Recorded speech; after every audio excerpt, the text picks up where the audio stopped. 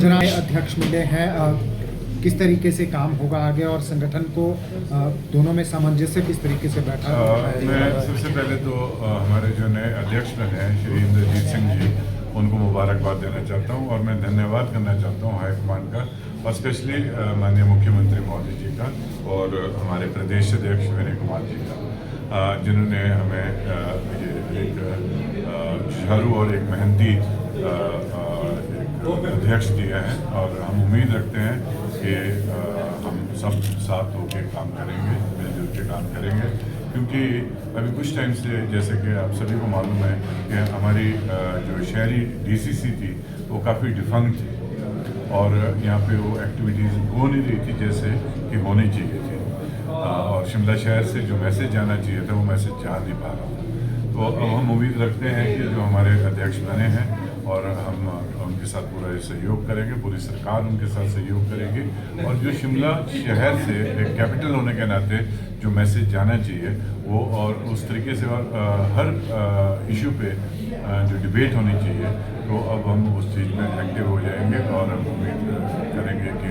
जितनी भी जो पेंडिंग जो हमारे कार्यकर्ता थे बेचारे जिनको कहीं एडजस्टमेंट्स नहीं मिल रही थी या जिनको मान सम्मान मिलना चाहिए था, अब इसके बाद इमीडिएटली वो बॉडी भी बनाने का हम पूरा प्रयास करेंगे और उसमें हम पूरा बैलेंस रखेंगे। युवाओं और बुजुर्गों को किस तरीके से बैलेंस रखने की प्रयास किया जाएगा? हम ये करेंगे कि जो हमारे सीनियर लीडर्स भी हैं और जो हमारा यूथ भी है उसकी एक अच्छी कॉम्बिनेशन बनाएंगे और जो हमारी महिलाएं भी हैं उनके भी एक अच्छे कॉम्बिनेशन बना के इस डीसीसी को बनाएंगे और हमें उम्मीद है कि इसमें कोई रिस्ट्रिक्शन नहीं होनी चाहिए कि एक लिमिटेड से आदमी बनने चाहिए, जो डिज़र्व करते हैं उनको जरूर लाना चाहिए, चाहे वो बड़ी साइज़ की भी बनेगी हमारी डीसीसी और बनाना ज़रूरी है क्योंकि शिमला एक बहुत इम्पोर्टेंट डिस्ट्रिक्ट है क्योंकि जो ये एक सीट है जो यहाँ की डीसीसी की वो सिर्फ एक कॉन्स्टिट्यूंसी की सीट है, शिमला शहर की सीट है और जो कि one of the most important seats हैं आगे यहाँ से मैसेज देने के लिए। सर, बैठकों का दौर जारी है, आज दूसरा दिन है बैठक का और उसमें बैठक में चूँकि आप शिमला शहर का प्रतिनिधित्व करते हैं, क्या शिमला की डिमांड और किन को लेकर चर्चा? अभी हमारी 2 बजे बैठक है माननीय मुख्यमंत्री मोदी जी के साथ और पूरे फाइनेंस की टीम के साथ और सरकार के साथ जो हमारी विधायक प्रायोरिटीज़ है उसके बारे में ये चर्चा होगी। जो एक ख़ास बात शिमला शहर के जो एक अनफॉर्चुनेटली हमारे फेवर में नहीं जाती है वो ये बात है कि हमारे को ना कोई प्रधानमंत्री ग्रामीण सड़क योजनाएं मिलती है, ना कोई हमारे को नाबार्ड से फंडिंग मिलती है, ना ही कोई हमारे को रूरल डेवलपमेंट या दूसरी तरीके जैसे और कॉन्स्टिट्यूंसी में फंडिंग्स आती है विभिन्न हेड्स के थ्रू, वो हमारे डिपार्टमेंट को फंडिंग्स नहीं मिल पाती है। तो मेरा यही प्रयास रहेगा कि उसके एवज में जितनी फंडिंग दूसरी कॉन्स्टिट्यूंसी में विभिन्न स्कीमों के थ्रू हो रही है हमें भी वो फंडिंग किसी न किसी स्कीम के थ्रू कंपनसेट किए जाए। सपोज एक कॉन्स्टिट्यूंसी में आपके करोड़ रुपए जा रहा है तो हमारी कॉन्स्टिट्यूंसी में भी उतनी ही फंडिंग आनी चाहिए जितनी फंडिंग और कॉन्स्टिट्यूंसी में जाती है। हाँ, जहाँ तक कि बड़े प्रोजेक्ट्स की बात है, बड़े प्रोजेक्ट्स हमारे बहुत पाइपलाइन में आ चुके हैं। सब्जी मंडी के लिए 140 करोड़ रुपया हमारे को सैंक्शन हो चुका, फाइनल सैंक्शन के लिए मिनिस्ट्री ऑफ यूडी के लिए गया है और उम्मीद है कि हफ्ते के अंदर वहाँ से ये सैंक्शन भी आ जाएगी। मैं मुबारकबाद देना चाहूँगा हमारे मुख्यमंत्री मोदी को, हमारे यूडी मिनिस्टर को और हमारे मेयर साहब को और पूरी शिमला की जनता को। दूसरा हमारा एक टनल का है टालैंड टू आईजीएमसी,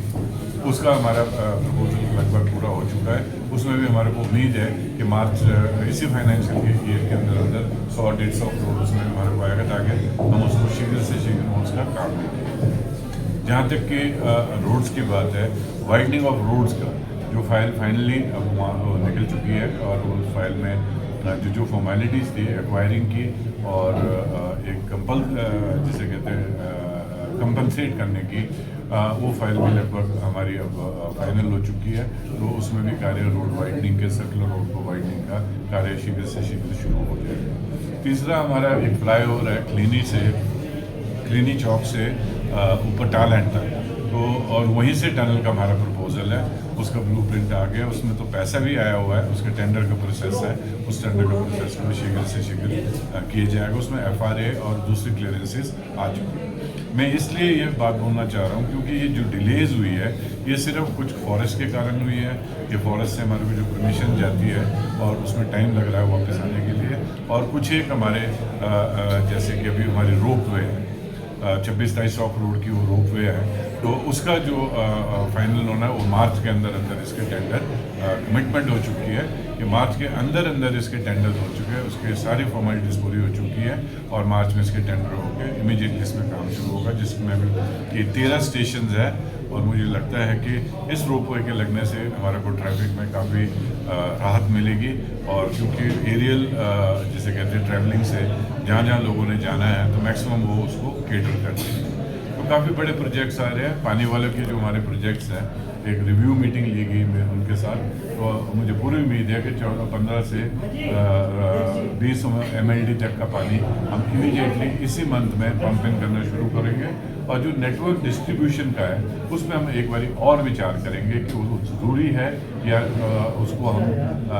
जहाँ पे प्रॉब्लम है सिर्फ उतना पॉकेट करें। और पानी लाना हमारे लिए ज़रूरी है, वो मेरी कमिटमेंट है लोगों से कि मैं इस पानी को आपको immediately with in a month और उससे भी शीघ्र आपको 14-15 MLD एनहांस करके इस पानी को यहाँ पे पहुँचा देंगे।